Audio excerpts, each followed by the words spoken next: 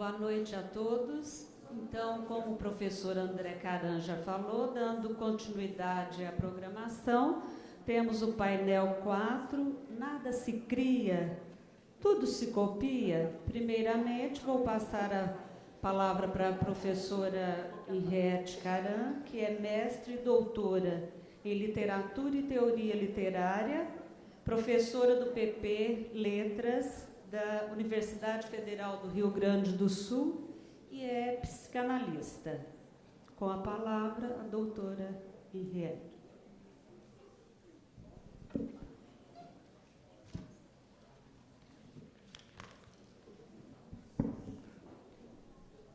Boa noite a todos. É um prazer estar aqui participando de mais um CIDIL. E quero iniciar dizendo que o título deste painel me pareceu extremamente sugestivo, não só porque neste título transpira a famosa lei de Lavoisier, na natureza nada se cria, nada se perde, tudo se transforma, mas principalmente porque o tema proposto vai possibilitar abordar a trajetória teórica no campo dos estudos literários, especificamente sobre os modos como criação e tradição operam e como é que elas se articulam nas produções literárias.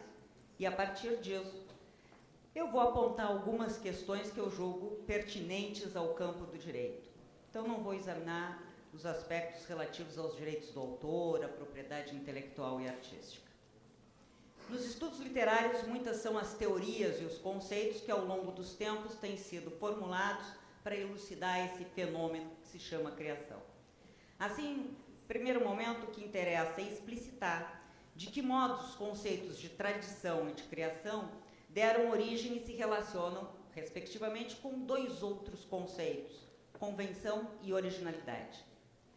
Com a concepção aristotélica, a de Aristóteles, de mimesis, que se diferencia da concepção de Platão, inaugura-se a ideia de que a arte não constitui uma imitação da realidade, não é a cópia, mas recriação. E muito embora lá na Poética, no seu livro 9, Aristóteles tenha ressaltado que o poeta, leia-se o escritor, deve ser antes de tudo um criador de histórias, antecipando a importância da imaginação criadora, que só vai ser teorizada lá no século II, ou seja, preciso 800 anos aí para teorizarem o que é a imaginação criadora. Embora Aristóteles chame a atenção para a imaginação criadora, o que se privilegiou foram os princípios aristotélicos que possibilitavam fixar os parâmetros e os limites da criação literária, extraindo postulados e modelos tradicionais que, de tempos em tempos, terminavam sendo retomados, como ocorreu no classicismo, no século XVI, no neoclassicismo, no século XVIII. Observa-se, portanto, a compreensão de que a tradição é constituída por modelos, ou seja, por aquilo que se denomina convenção. Nada muito estranho para quem é da área do direito. Enquanto as convenções definem os temas e as formas de expressão de uma geração de escritores, ou seja, o repertório das possibilidades que um escritor compartilha com os seus contemporâneos, a tradição remete ao conjunto das obras de uma geração de escritores que ele recebe dos seus antecessores. Né? Será somente no final do século XVIII, com a eclosão do movimento alemão denominado Sturm und Drang, tempestade e ímpeto, que vai se opor aos princípios preconizados pelo iluminismo francês e que dá origem ao romantismo, que vão surgir os postulados estéticos a partir da noção de gênio, entendido como um espírito criativo. Esses novos postulados dão destaque à ideia de que a arte é arte como expressão de uma subjetividade incalculável e não mensurável por normas. É mais ou menos como um grito de abaixo as normas. Com a não aceitação por parte dos românticos de regras e categorias literárias absolutas e eternas que tiranizavam o escritor e limitavam a sua liberdade criadora, e, consequentemente, com a negação dos modelos que se impunham desde a Antiguidade Clássica e que vigoraram tanto na Idade Moderna, tanto na Idade Média quanto na Idade Moderna, termina ganhando peso a premissa da impossibilidade de generalizações no campo das produções literárias, privilegiando o quê? A originalidade de cada obra como fruto do imprevisível poder criador do escritor. Muito bem. A gente, todavia, não pode perder de vista que, naturalmente, a inovadora estética do romantismo funda uma nova tradição. E esse fenômeno, aliás, é visível em qualquer esfera da produção humana. De todo modo, assim como ao conceito de tradição vem se somar o de convenção, ao conceito de criação, que até então era vinculado à epifania de uma entidade transcendente,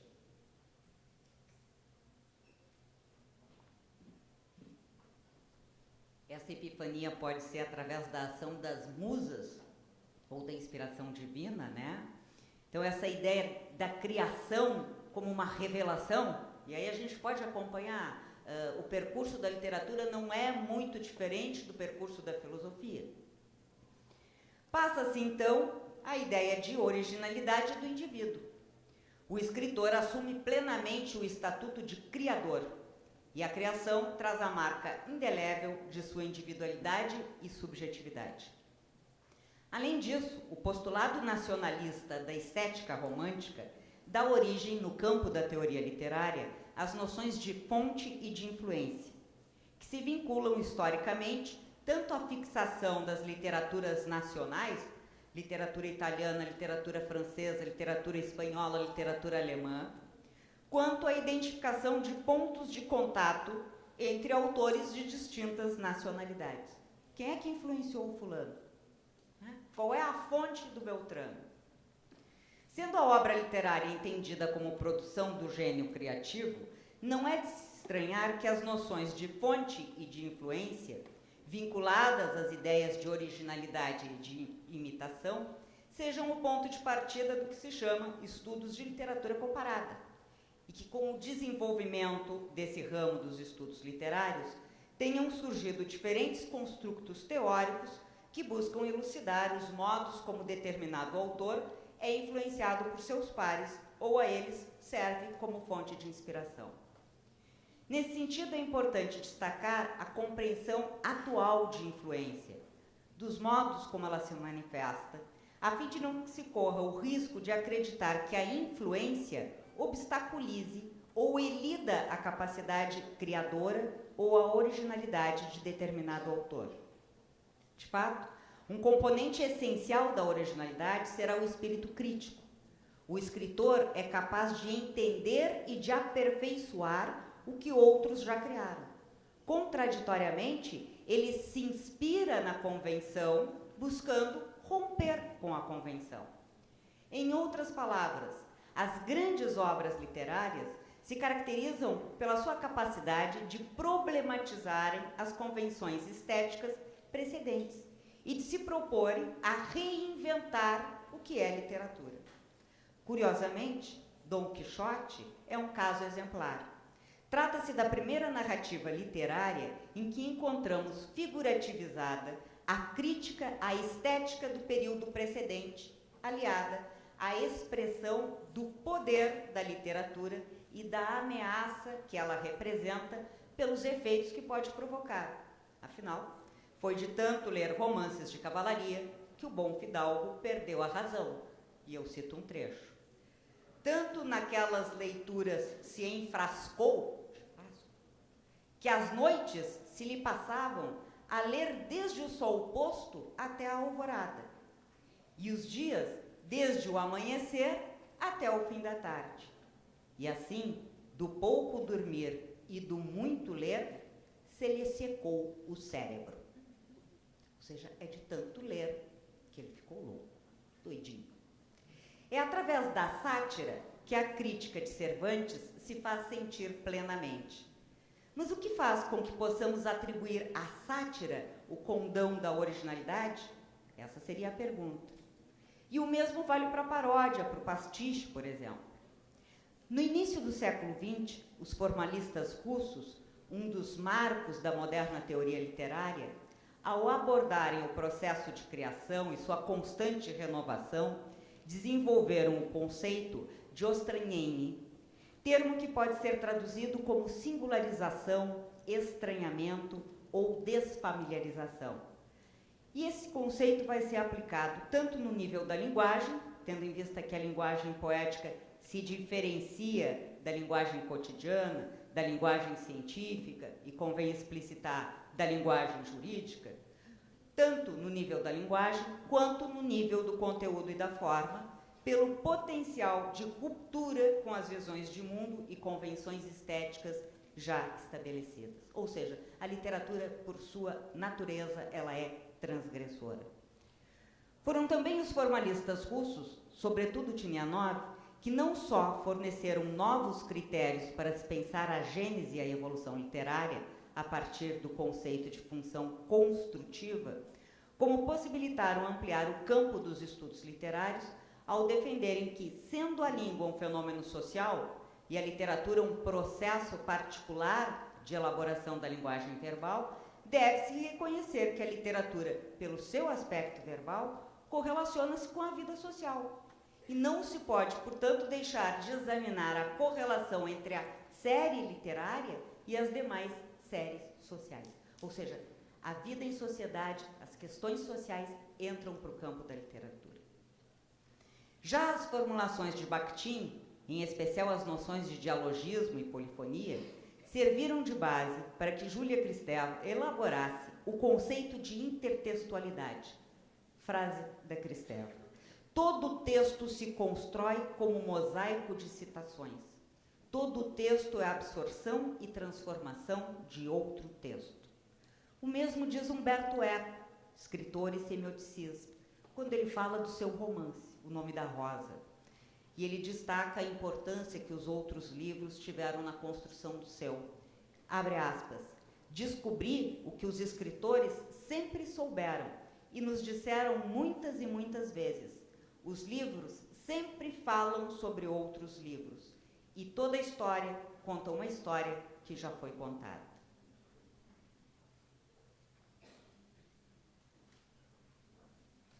Gerard Genet, teórico francês, um dos pais da narratologia, na obra dele nós vamos encontrar a imagem de palimpsesto, o pergaminho ou o papiro, cujo texto manuscrito foi raspado para ser novamente utilizado. E, embora tenha sido raspado, fica aparecendo alguns pequenos traços daquilo que tinha sido escrito antes.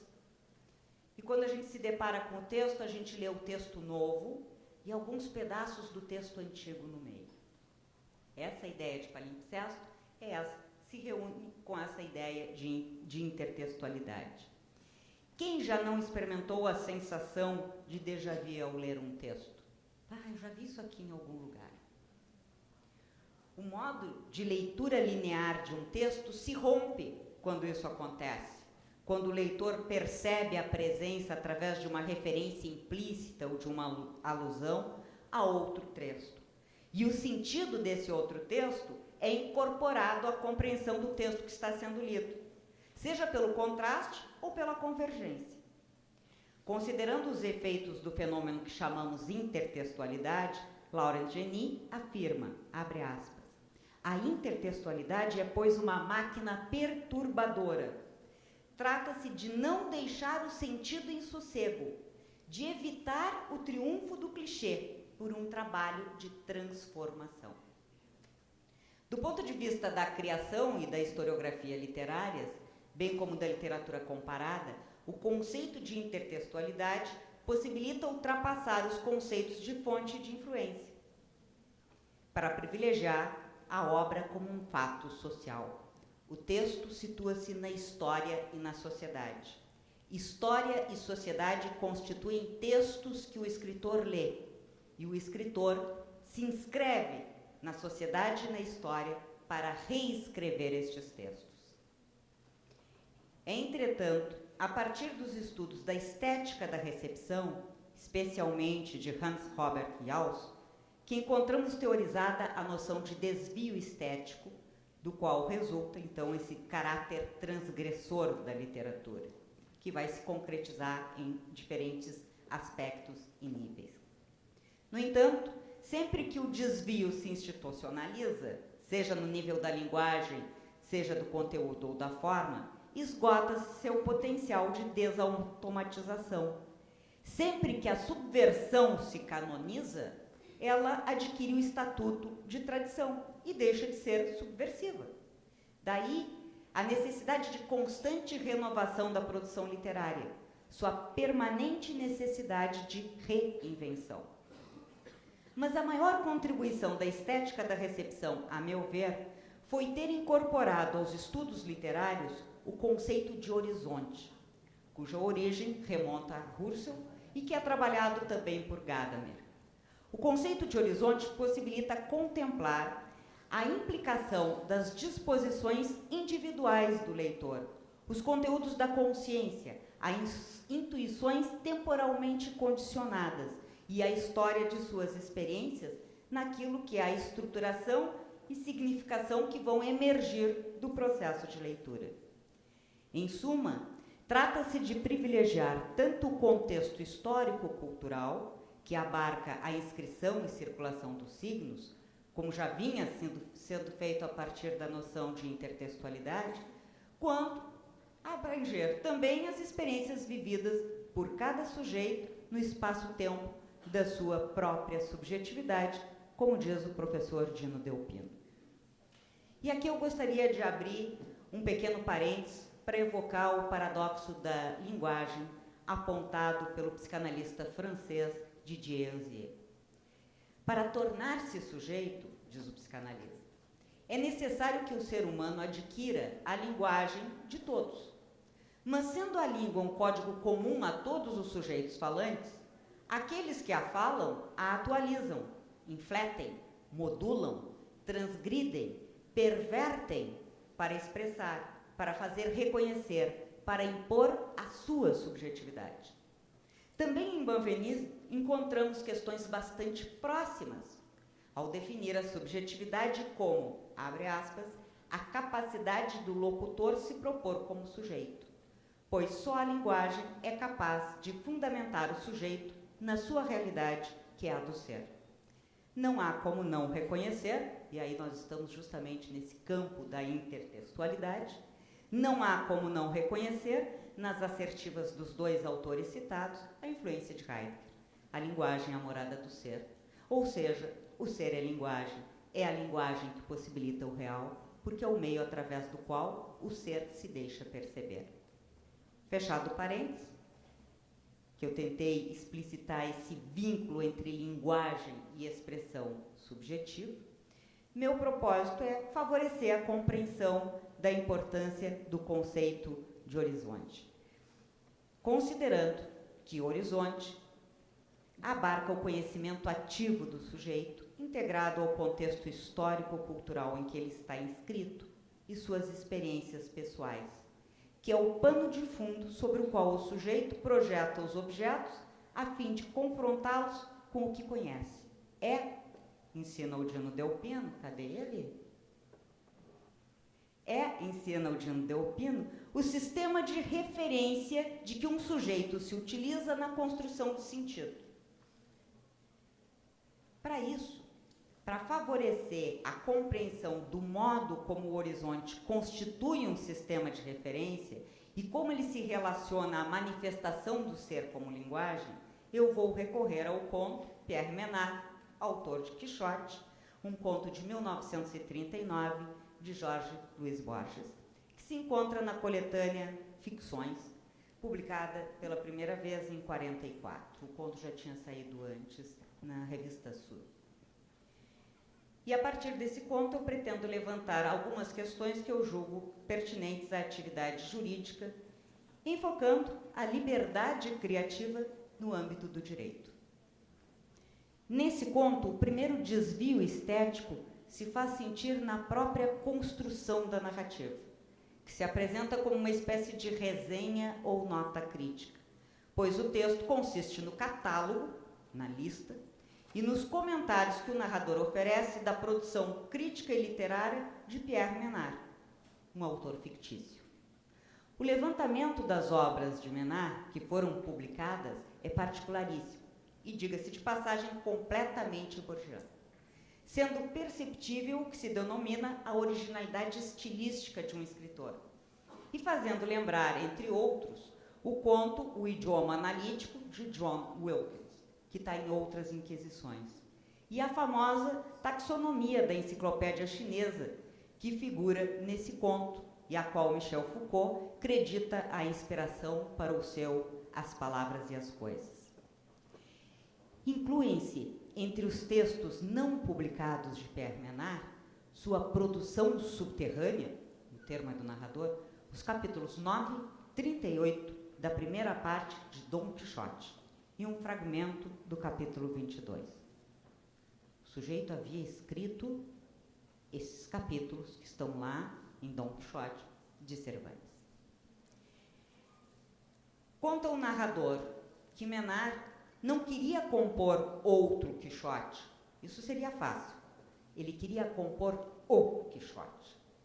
Inútil acrescentar que nunca enfrentou uma transcrição mecânica do original. Não se propunha a copiar. Sua ambição era produzir algumas páginas que coincidissem, palavra por palavra, linha por linha, com aquelas de Miguel de Cervantes. Com o objetivo de realizar seu projeto, Menard havia se dedicado inicialmente a conhecer bem o espanhol, que é a trajetória de vida de Cervantes. Conhecer bem o espanhol, recuperar a fé católica, guerrear contra os mouros ou contra o turco, esquecer a história da Europa entre os anos de 1602 e 1918, ser Miguel de Cervantes. Mas logo ele descartou tal procedimento.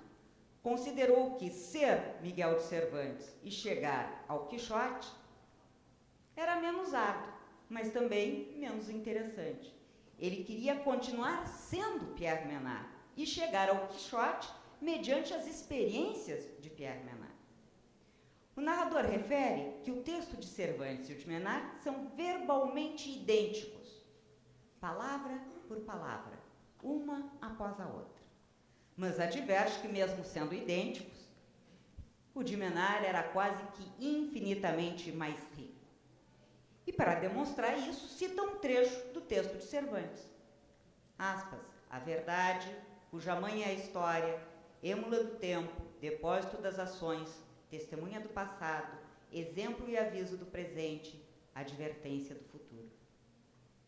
Na sequência, o narrador comenta que, escrito por Cervantes no século XVII, se trata de um mero elogio retórico da história, enquanto que a mesma frase, ao ser escrita por Pierre Menard, contém uma filosofia da história. Traz ideias fabulosas, a ideia de que a história é a mãe da verdade. E isso num momento histórico em que havia uma outra compreensão. Esse conto, para nós pensarmos as diferentes compreensões que nós temos ao longo dos séculos de um mesmo vocábulo, me parece importantíssimo. Assim, da mais exata e rigorosa reprodução de um texto, resulta o máximo de diferença, tendo em vista terem sido diversas as condições em que ele foi produzido, a começar pela leitura já incorporada do texto original. O conto de Borges constitui, a meu ver, uma metáfora através da qual ele tematiza que a leitura é um processo de escrita, entendimento em que está implicada a ideia de que o leitor desempenha o papel de co-enunciador. Mas o que me interessa particularmente ao evocar o conto é explorar o procedimento empregado por Pierre Menard, explicitado numa das cartas dirigidas ao narrador, que o narrador transcreve. Aspas, meu jogo solitário é governado por duas leis polares. A primeira permite-me ensaiar variantes de caráter formal ou psicológico. A segunda obriga-me a sacrificá-las ao texto original e a considerar de um modo irrefutável essa aniquilação. Verifica-se assim que Pierre Menard não abdica de ensaiar variantes de caráter formal ou psicológico, de impor a sua subjetividade, mas que abandona tais variantes, não só para manter-se fiel ao texto original, e isso impõe-se sacrificá-las, mas porque a necessidade de aniquilar essas variantes, essas ideias que são suas, lhe parece irrefutável. Chamo a atenção para o fato de que tal procedimento, como se viu, não suprime a presença da sua subjetividade no texto. É isso que Borges está demonstrando. Apesar de ser a reprodução exata do texto de Cervantes, visto que não elide o sistema de referências que se institui e que o leitor infere a partir do enunciador do discurso e do contexto histórico e social em que está esse enunciador e em que o texto foi produzido. Creio que o mesmo procedimento se impõe na tarefa interpretativa, lembrando que múltiplas possibilidades de interpretação não significa, como alerta Humberto Eco, a admissibilidade de qualquer interpretação. Ou, em outras palavras, como diz o Lênio, não se pode dizer qualquer coisa sobre qualquer coisa.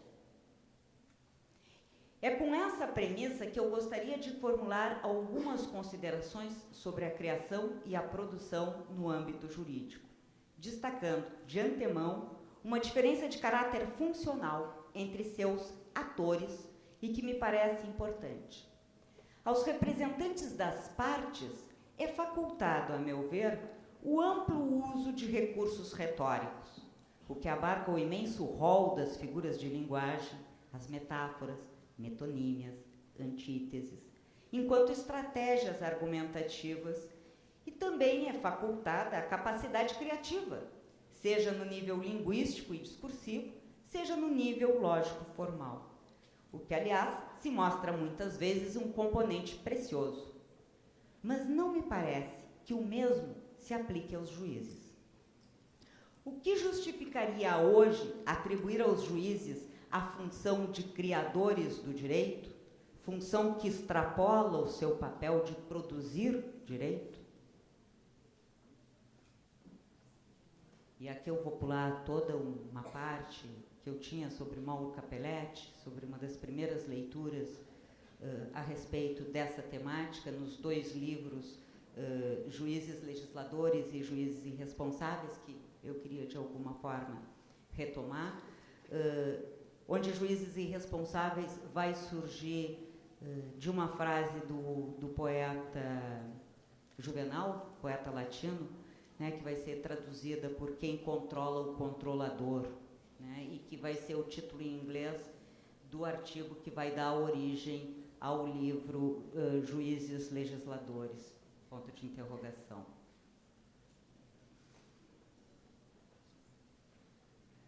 O que justificaria hoje atribuir aos juízes a função de criadores do direito, função que extrapola seu papel de produzir direito? Quais são os riscos de se atribuir ao juiz o estatuto de criador? Não estaríamos incentivando a discricionariedade no sentido forte do termo? Não estaríamos favorecendo a atuação solipsista e onfalocêntrica? Não estaríamos promovendo o protagonismo judicial? Se comparamos a produção no âmbito da literatura e no âmbito de direito, constatamos uma diferença radical. Nas obras literárias, realidade e verdade estão subordinadas à produção de uma estrutura verbal que encontra a justificação em si própria. Nas obras literárias, temos um universo ficcional, com seres de papel, e não gente de carne e osso. Não é o mundo empírico. De fato, o escritor, no amplo exercício criativo, tem que ser coerente e verossímil, mas não necessita oferecer qualquer fundamentação. O mesmo não ocorre com os críticos literários, lembrando que o vocábulo crítico, que vem do grego, significa julgar. A tarefa dos críticos é eminentemente técnica. Eles até podem ser criativos, mas é técnica. Eles necessitam fundamentar. Os críticos necessitam fundamentar a leitura interpretativa que vierem a propor de uma obra. Assim, do ponto de vista da atuação dos juízes, o paralelo possível entre as produções literária e jurídica seria do juiz com o crítico literário. Lembrando que quando Dworkin associa a figura do juiz à do escritor, na metáfora do romance em cadeia, o faz justamente para indicar não a sua liberdade criadora, mas o seu compromisso com a integridade do direito.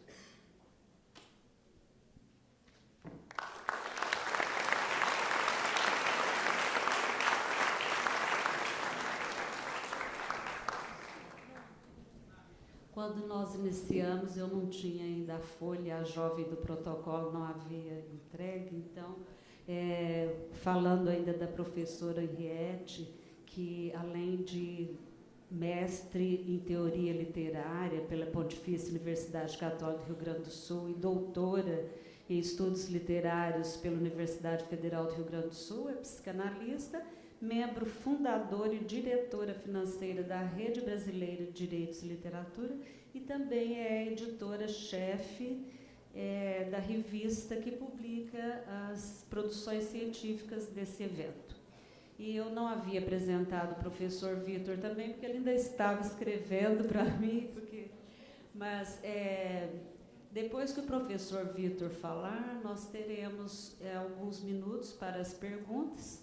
O professor Vitor vai usar o Data Show. O professor Vitor é mestre em Direito pela Universidade de Lisboa, doutor em Direito pela Universidade Estácio de Sá, professor da Faculdade Guanabí, advogado, trabalha com a temática de direitos culturais, direito do autor, direitos conexos, gestão coletiva, conhecimentos tradicionais, criatividade e diversidade cultural. E coordena o mestrado em Direito das Faculdades Guanabí.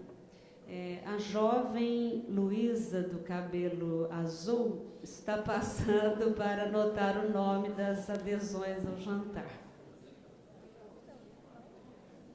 Vocês vão descer?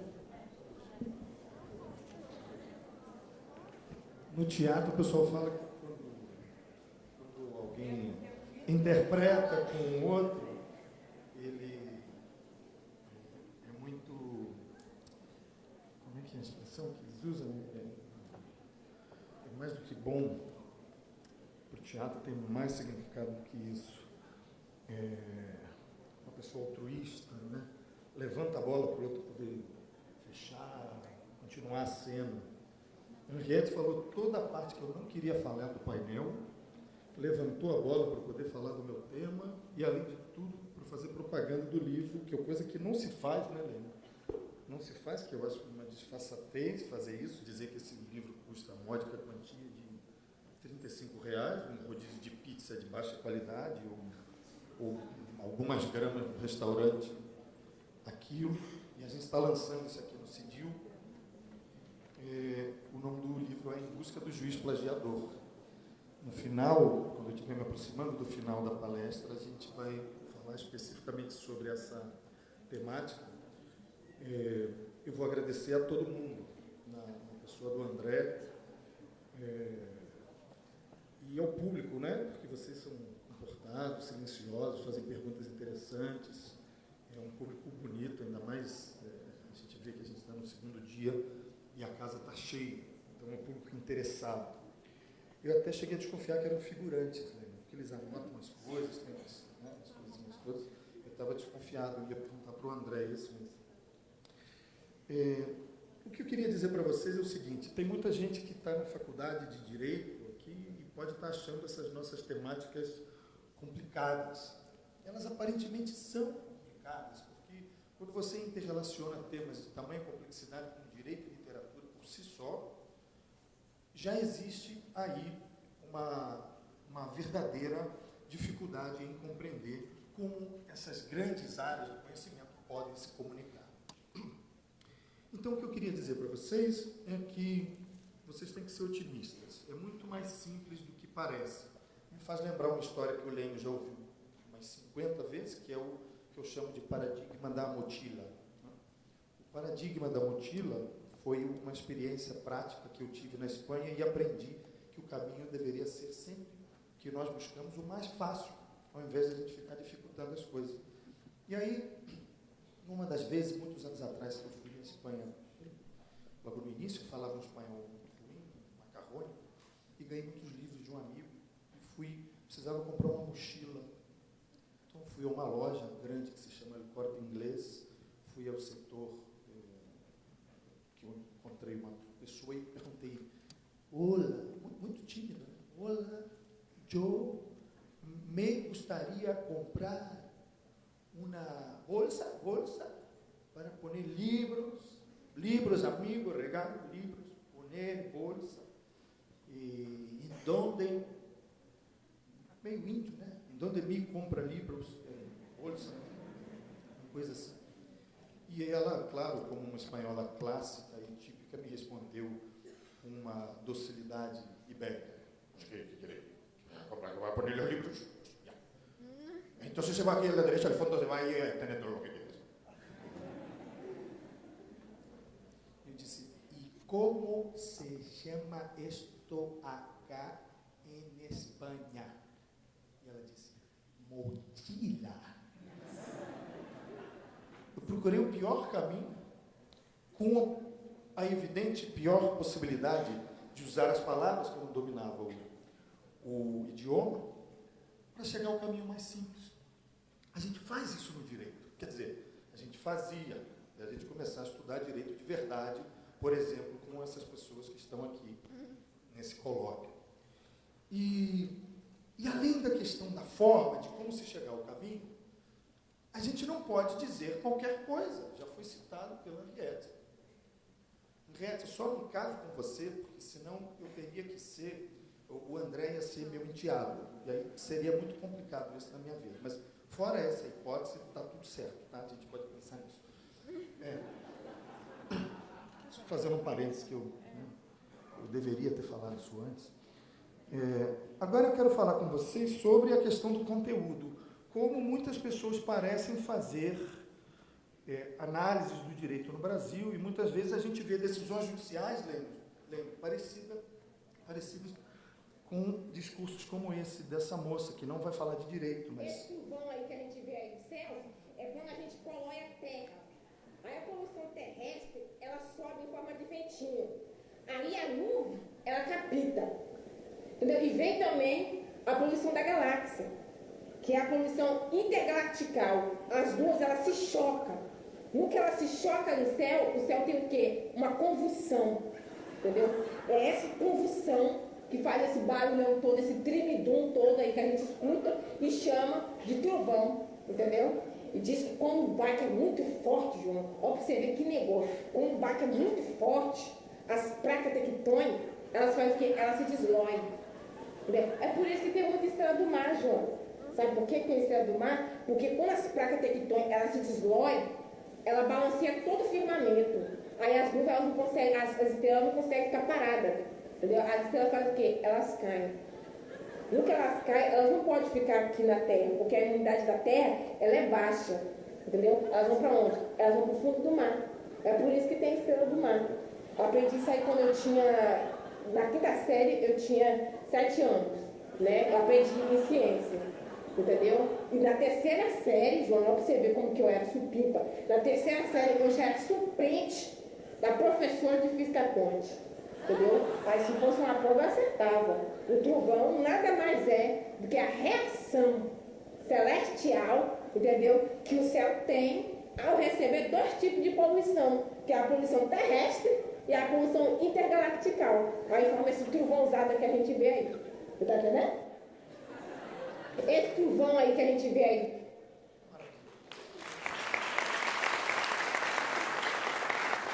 Pelo quinto constitucional ela entra, Lê, com certeza. Pode não fazer concurso, mas pelo quinto ela entra. A narrativa dela é maravilhosa. No final ela conclui, pega toda a lógica, né, e repete perfeitamente como resumo como é essa poluição intergaláctica e a terrestre. Não dá, pessoal, tem que estudar, não pode fazer igual a Miriam, né? Tem que dar uma estudadinha em direito.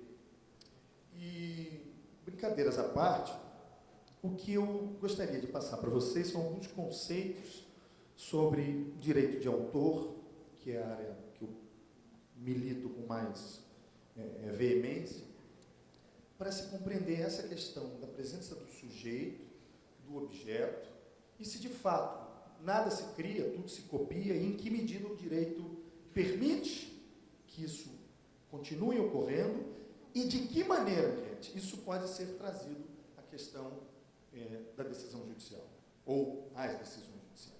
Então, a primeira questão que a gente tem que analisar é compreender rapidamente que o direito de autor, você pode você pode começar a análise do direito de autor pela figura do sujeito, ou você pode começar pela existência do objeto de proteção, que são as obras, eminentemente, muito sinteticamente. Se você analisar o surgimento do direito de autor nos dois países em que ele inicialmente nasceu, cresceu, que são a Inglaterra e a França, você vai ver que na Inglaterra ele é objetivista, proprietarista objetivista. Por isso ele se chama direito de cópia, ou direito de fazer cópia, copyrights, e não direito de autor. Na França ele nasce como propriété littéraire et artistique, propriedade literária e artística. Claro, porque na Revolução Francesa, além da liberdade e da igualdade, e a fraternidade a gente sabe que não estava presente, também só foi trazida muitos anos depois, esse conceito. O terceiro pilar seria a propriedade privada. É óbvio que os criadores intelectuais queriam trazer também o conceito de propriedade, e aí Le Chapelier, que era o deputado que defendia os artistas à época, criou um bordão, que no meu entender é um mantra performático, repetido a exaustão, equivocadamente, em que ele dizia que a propriedade intelectual é a mais sagrada das propriedades. Por que ela não é a mais sagrada? Ou por que ele pensava que era a mais sagrada? Ele pensava que era mais sagrada porque ele defendia o interesse dos artistas. Ponto. Eu também defendo e não acho isso. Isso é uma outra questão. Eu não estou em 1789. Portanto, nós temos que pensar na temporalidade sempre. Na verdade, Le Chapelier viu, e todos na época viram, que a propriedade era a possibilidade de saída e reconhecimento dos artistas sem que eles fossem mais considerados marginais. E até hoje o artista é marginal. Pergunte para um pai se ele quer que o filho diga que vai estudar teatro. Ele vai dizer, tá bom, e para ganhar dinheiro, você vai fazer o quê? Não, eu quero ser ator. Legal, bonitinho. E para ganhar dinheiro? Ele é sempre visto como na marginalidade. Claro, a não ser que ele vá para a Globo. Aí ele passa a ser ator. No conceito, no caso do Brasil, Globo, em outros países são outras circunstâncias, mas esse conceito comprova para nós a marginalidade. Né? Se ele trabalhar na Record, ele também está na marginalidade. Nós não vamos reconhecê-lo na rua, isso acontece. Né? Ainda mais agora com as novelas bíblicas em que todos têm a mesma barba. Mas, enfim. Então, o que é importante compreender do sujeito, que eu venho chamando nos meus textos de sujeito criador, para afastar terminologias que são terminologias conflituosas com uma teoria literária ou com o próprio direito de autor, que semanticamente eu posso utilizar uma expressão, deplorável ao dar nome às coisas, é uma das categorias que pior dá nome às coisas é o direito de autor. Mas, de fato, eu vim chamando de sujeito criador para identificar a percepção de que há um sujeito e que cria, o que pode ser o óbvio ululante, mas é bom para que a gente afaste outras terminologias. E o que é interessante é compreender que o sujeito nunca cria para ninguém. Não há um sujeito que não crie para alguém, nem que seja ele mesmo no futuro, nem que seja ele mesmo que vai reexaminar o que ele escreveu ou o que ele compôs, etc. Então é claro que na concepção do sujeito está presente a figura do outro, que vai absorver aquele processo criativo. Agora, sem desenvolver essa ideia, pensemos nessa estrutura na cabeça do juiz, do julgador. Pensemos que tipo de estrago nós podemos causar se transpusermos a liberdade criativa na sua essência nas mãos daquele que precisa decidir e resolver anseios que a sociedade lhe traz.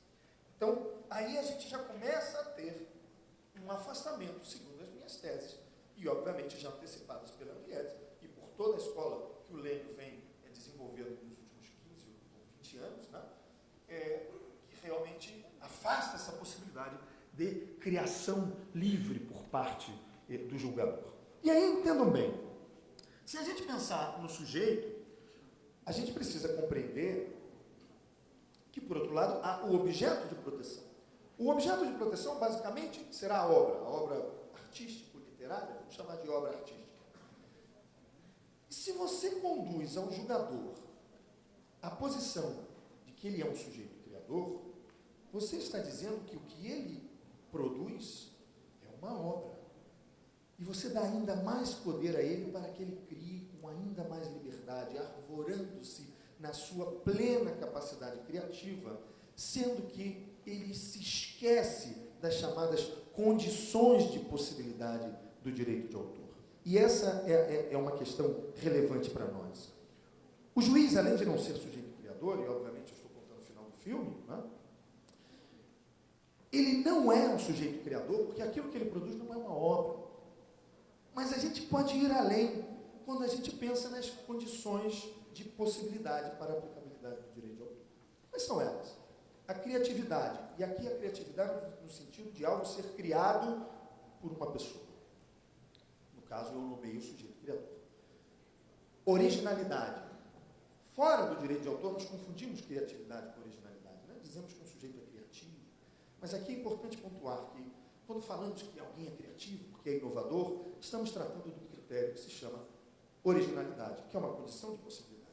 Por que é uma condição de possibilidade? E por que a criatividade é uma condição de possibilidade? Porque não consta ainda, salvo os estudiosos dos direitos dos animais, não consta ainda que um macaco possa ser autor de uma obra.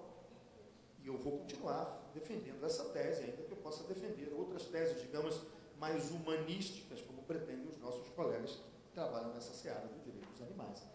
Mas, para mim, um macaco que tira uma foto ocidental, ele não é um autor, ou que pinta sobre uma tela, aleatoriamente, também não é um autor, um sujeito criador. A originalidade, por sua vez, é uma condição objetiva que vai indicar que aquela obra não é uma mera cópia de uma obra anteriormente criada. Ou seja, há mérito na criação, mais mérito, e dizemos que um artista é criativo quando ele consegue criar algo com mais originalidade. Portanto, no nosso entender, ele é um artista melhor.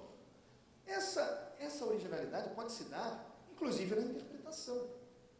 Nós podemos pegar exemplos como o Caetano Veloso, é um mestre em trazer originalidade às suas interpretações, no sentido de que ele pode pegar uma obra considerada brega e transformar essa obra em uma obra elegante, simplesmente pelo seu estilo, pelo seu modo de cantar, gostemos ou não da obra, do Caetano Veloso, ou seja lá do que for.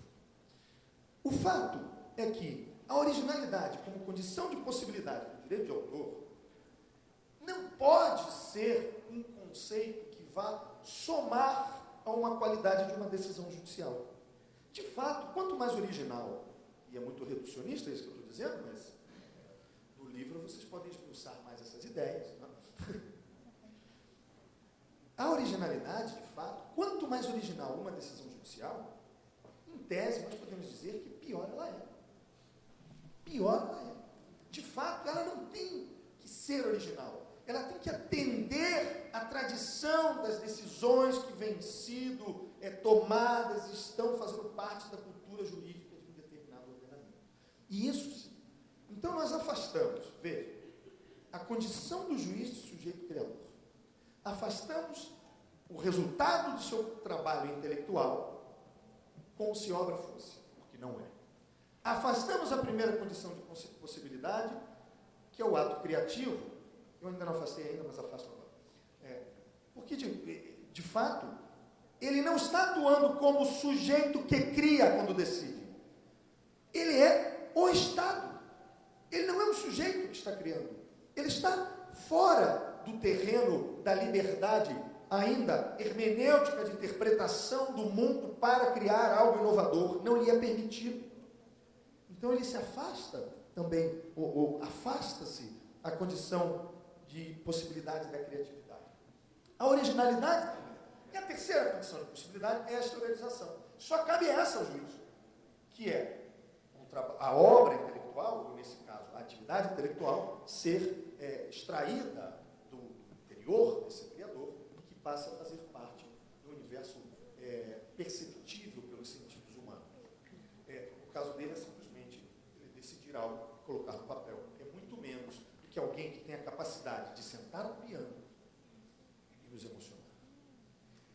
O julgador tem que compreender, sem nenhum tipo de preconceito à sua atividade, de ofensa à sua atividade, mas que ele não faz, nos autos do processo, numa folha em branco, computador, caneta, papel, o que ele quiser. Ele não faz a mesma coisa que o pianista. Ele não senta na frente de uma caixa de madeira que tem teclas brancas, pretas, verdes para os daltônicos, né? Pretas e brancas, e transforma esse objeto em algo palatável para os sentidos de alguém que está ao lado desse que está tocando piano. Ele não transforma aquele objeto em emoção. Ele não transforma isso em algo que passa pela sua subjetividade, pela sua capacidade de ver o mundo, em algo que pode emocionar uma pessoa. Isso serve para tudo. Isso serve para um piano, isso serve para um livro, isso serve para qualquer condição criativa, que não seja simplesmente uma questão técnica de obediência ao interesse de toda a sociedade. Obviamente que eu me empolguei em algumas temáticas e destruí todo o esquema da minha palestra, como vocês podem imaginar. Não é?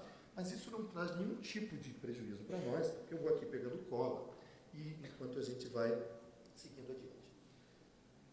Para a gente finalizar essa questão das condições de possibilidade, é importante entender que no direito de autor, apesar de existir essas três que eu citei, criatividade, originalidade e exteriorização, há outros elementos que não são condições de possibilidade.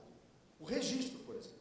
O registro de uma obra não é significativo, a não ser nos Estados Unidos, países do sistema copyright, em que o suor do rosto vale mais do que o processo de criação.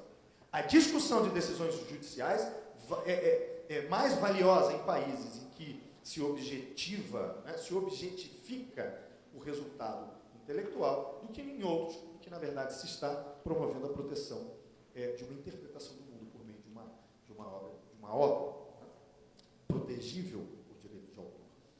Então, o registro, e quem fala registro, está sumariamente reprovado. Aluno de primeiro a 10º período que fala registro já pode se matricular na disciplina no período que vem, não é verdade? Pedron e os demais professores de Guanambi estão autorizados a sumariamente reprovar os meninos se falarem registro ou se inscreverem, podem reprovar em outra disciplina que não seja a própria, porque é merecido também. Bom, seguindo adiante, o elemento, além das condições de possibilidade,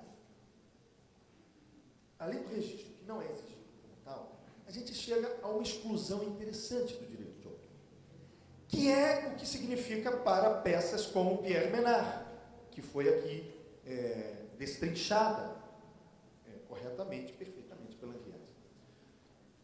A ideia não é passível de atribuição, de aplicação do direito de autor, porque o direito de autor é excludente.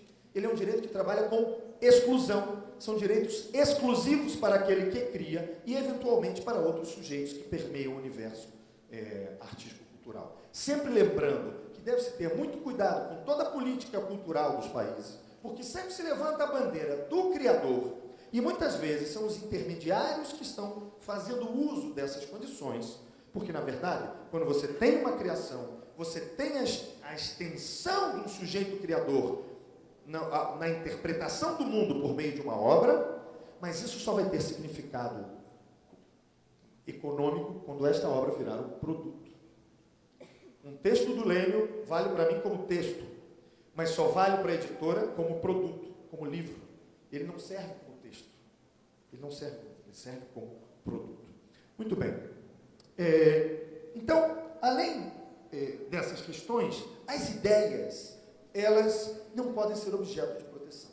Isso faz com que se possa repetir ideias, se possa trazer ideias sob determinada forma, formas diferenciadas, e é daí que a gente tem a compreensão do direito de autor. O mérito ou a qualidade da obra não são elementos significativos. Uma obra pode ser péssima e nem por isso deixará de receber direitos de autor. Se fosse assim, seria ótimo, né? Inclusive, hoje em dia, o pessoal do funk nos pagaria danos morais, não receberia direito de autor. Né? Bom, já me aproximando do final, eu vou... Você está rindo? O funk, né? E outros também. Eu não vou falar o sertanejo, que o pessoal vai falar. Aí, o livro de novo, isso é uma disfarçatez, essa propaganda assim maciça. É uma coisa horrorosa. Eu não sei botar isso aqui para aparecer esses slides. Isso aqui vai demorar 3 minutos. Isto não é um pinico, não é um urinol. Isto é uma fonte. Quem disse foi Marcel Duchamp. Assinou R. Lutz. Ele disse isso em 1917. Ele tirou um objeto do seu local, levou a uma exposição, e daí chamou isso de fonte, chamou isso de chamou isso de obra de arte. Não vamos entrar aqui em teoria sobre o que é a obra de arte ou não, mas uma decisão judicial não é, e não pode ser assim considerada. Depois do urinol,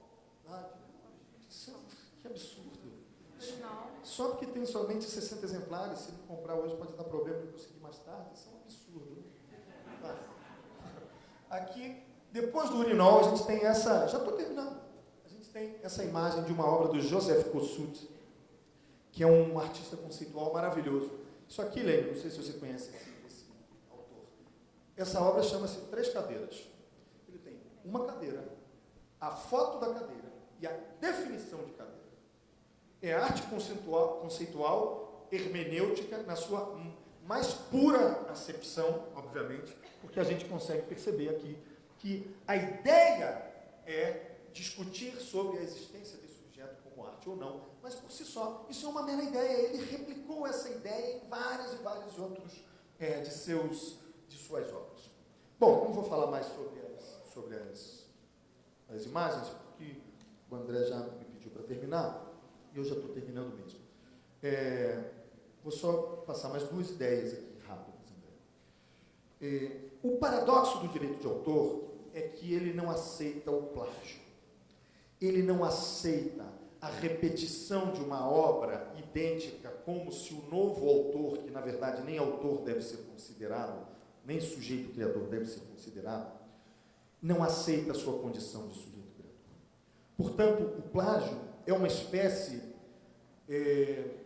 digamos assim, de batismo negativo, sabe? O batismo, apesar de ateu, eu sei o significado do batismo, não faz muito tempo que eu aprendi, mas sei. O batismo, na verdade, é a possibilidade de limpar o pecado original do sexo que decorre da herança dos pais daquele que está sendo batizado. Então, como ele não peca pelo sexo, ele recebe esse pecado dos seus pais, claro, com o nascimento. E o batismo é uma forma de limpar isso.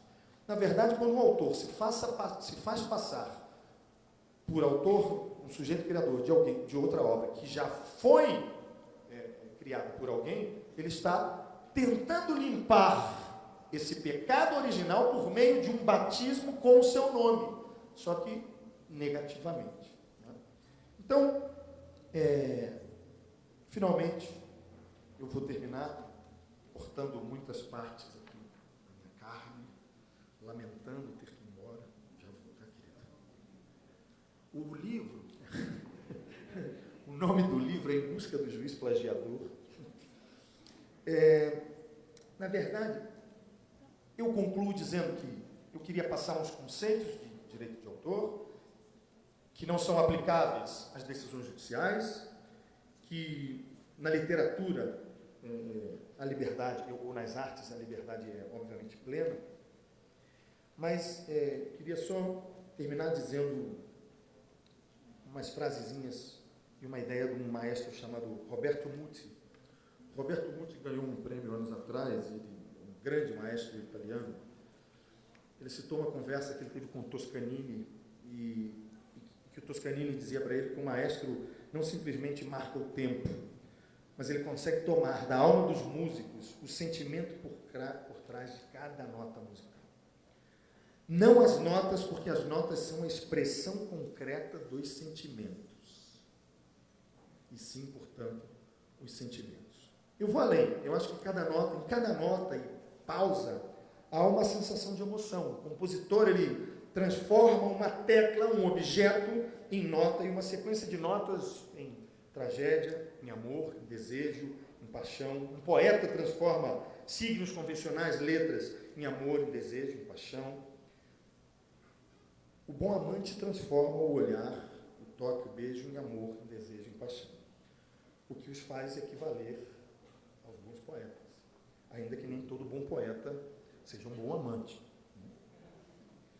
Então eles vão permitindo que a gente abra o nosso cérebro para as novas sensações, porque ao ver o mundo e sentir o mundo está em cada um de nós, e isso de fato é que é irrepetível. E aí não se discute a questão do plágio, nem nada disso. Para o direito de autor e para os advogados que trabalhamos nessa área, isso é relevante. Discutir se nada se cria, tudo se copia, pode copiar a forma, a obra, a ideia, a estrutura, até quase praticamente a mesma obra. Mas a capacidade de cada um de nós a reagir e se emocionar quando estamos diante de uma obra de arte, isso é absolutamente irrepetível. E é isso